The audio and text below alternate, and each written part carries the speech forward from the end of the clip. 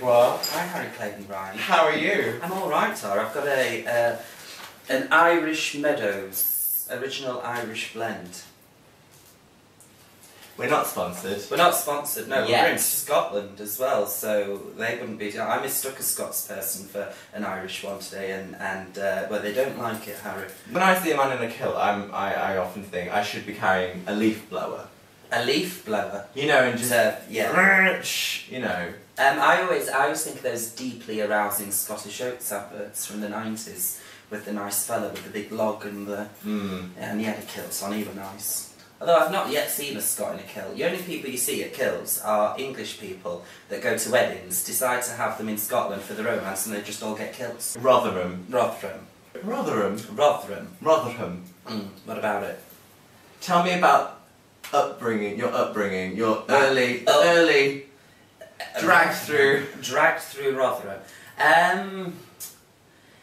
Rotherham's a shithole.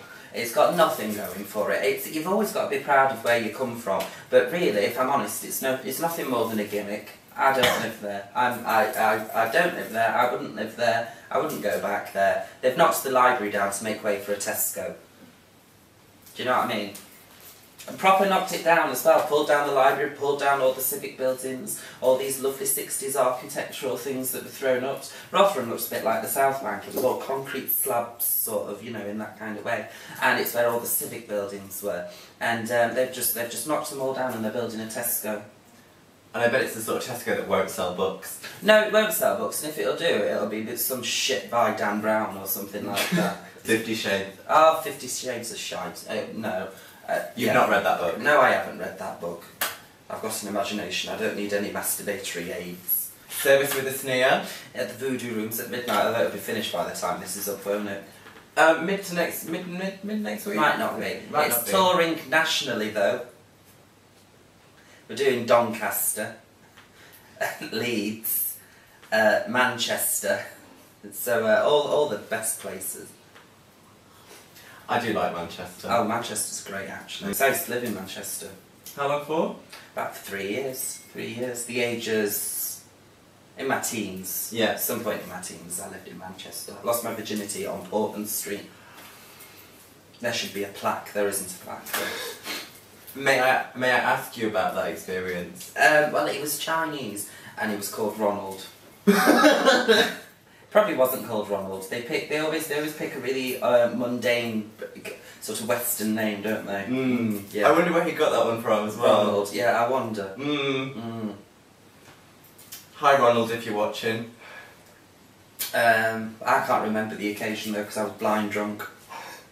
I don't know if it was more of a rape than losing my virginity, but it was an experience anyway. Yes, and God bless an experience. Whether it good or bad, you learn from it. Yeah. And what was the lesson? The lesson that you can't scream a name like Ronald out in passion. You can't. I learnt that.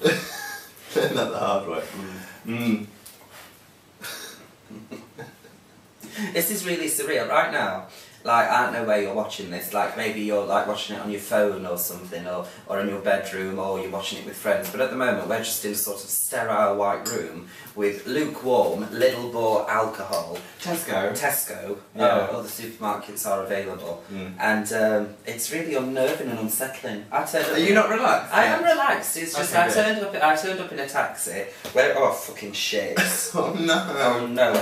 Spilt it on the crisp white linen. But don't worry, because that's an experience that's happened that might be negative, but we've learned from it. The lesson we've learnt here, Harry, is always give clear booze to guests. Clear booze. Clear booze to Clear guests. booze. That sounds like a performer, a burlesque performer. Clear booze. Please welcome to the stage, Clear Booze! What would her act be? What would her act be? What would clear booze? What would she say? Because I like to come up with burlesque names with a little strapline, like Diane Beat Tease, she'll set your blood sugar soaring, that kind of thing. And then there's Diana Cancer. Gingivitis, halitosis, yeah. all the... Yeah, you could do it. You could do a night. This is what they should do some fundraising for the NHS with. You know, burlesque performers named after diseases. And I'd give money. I'd go. Yeah, I'd go. Yeah, I'd go. I'd go. This is my second solo year. First time on the Free Fringe, and it's lovely to be actually making money. That's new, making money in Edinburgh. A bit vulgar talking about money, isn't it? Sorry. No, but I think it's an honest thing that I think we should talk about. Yeah. More acts should talk about it. Yeah, they should. They should. Because not that you come to Edinburgh to get rich, but you don't want to be in debt. There's some people who are like 20 grand in debt just because they want to do a show in an upturned purple gown. My breath went then. Yeah. Took my breath away. The very notion. But yeah. And so you did Myra's Fun Show last year. Last year I did Myra's Fun Show, which is my take on the children's entertainment genre. And I had my little puppet Edward. You've seen Edward? Yes, I've seen him. it. Little ventriloquist dummy, Edward the magical newt. And I was going to put some magic in this show because lots of people ask for it when I go to gigs now. But it's like being Dex's. It's like I'm Dex's Midnight Runners, and the magic is my Come On Eileen. Yes. It's just one thing I did, and now everyone is asking for it. Yeah. But I ain't put. Excuse me. I ain't put any magic in this show. But now people are asking for it, so I'm already planning next year's show, which will have this because this show is just songs. It's just songs I like and songs I don't like, but I have the backing track too, and next year will be a hybrid of those two. Nice. Yeah. And not just songs. The way you sort of interact with an audience is rather splendiferous. Well, they're there, Harry. We're in a theatre and they're there. I mean, you know, if they just want to sit in the dark and just watch something, they can go to the cinema or just stay at home and watch telly. I like live. I like people to be there. I like to talk to them. I like to, you know, get to know them. Yeah. You know. Yeah. It's like speed dating, except they give me money at the end of it. Yeah. Yeah. So it's more like prostitution. A little bit like speed prostitution. Speed prostitution. You know. Well, that's put a negative spin on things. I can't remember what we were saying. We just went off on a... We did, didn't we? Yeah. I'm just sort of preoccupied by this empty glass, Mark. Do you want... Yeah. Thanks, Harry Clayton, right? You're welcome. Cheers. So yeah. Have you been drinking a lot? Yeah. What day is 14? 14 days and 14 hangovers I've had. But you can't not, you've got to. But you know what's been happening to me? I've been on stage, and as I'm stood on stage, people come and they bring drinks and just lay them at my feet. Now that's like messiahship. I feel like an Indian deity. People just like come up and just offer me up alcohol. Not that firstborns or anything, just alcohol. But that's what you'd want to be offered. That's what am I going to do with someone's firstborn? I might discuss this in tonight's show. I'll bring it up and then people will be encouraged to buy me more drinks. Well, everyone's talking about Russia, aren't they? Everyone's talking about Russia. Russia is so hot right now. Vladimir Putin? Yeah. I was that last night, because before people come into my show, I play disco music for them. Yeah. And I talk to them and I work the floor and I, you know, let people, because I feel that if people know me before I start a show, I have to work less hard. Yeah. You know, like I can do, they're already with me. And so I do that, and Boney M's Rasputin came on. Right. And it was a little bit tense, and I just reminded them that it's not the Russian people, it's not Boney M, it's just Vladimir's government. So we shouldn't... So is it confirmed that Boney M aren't involved? But I'd like to think not, because they have some cracking songs, not so much a good musical, but they have some very good songs. I enjoy their back catalogue. And Mary's Boy Child, yeah, every year. Mary's Boy Child. Every year. See, so they've got nice Christian values. But I'd hate to think that I'd have to stop listening to them just because of Putin. That's what's on my mind. Do you know what you shouldn't do though? People shouldn't sign these online petitions because it's just spamming for hippies. Like you sign these online petitions at like 38 degrees or changes.org or something. I don't know if you'll be able to use this because I'm slacking things off.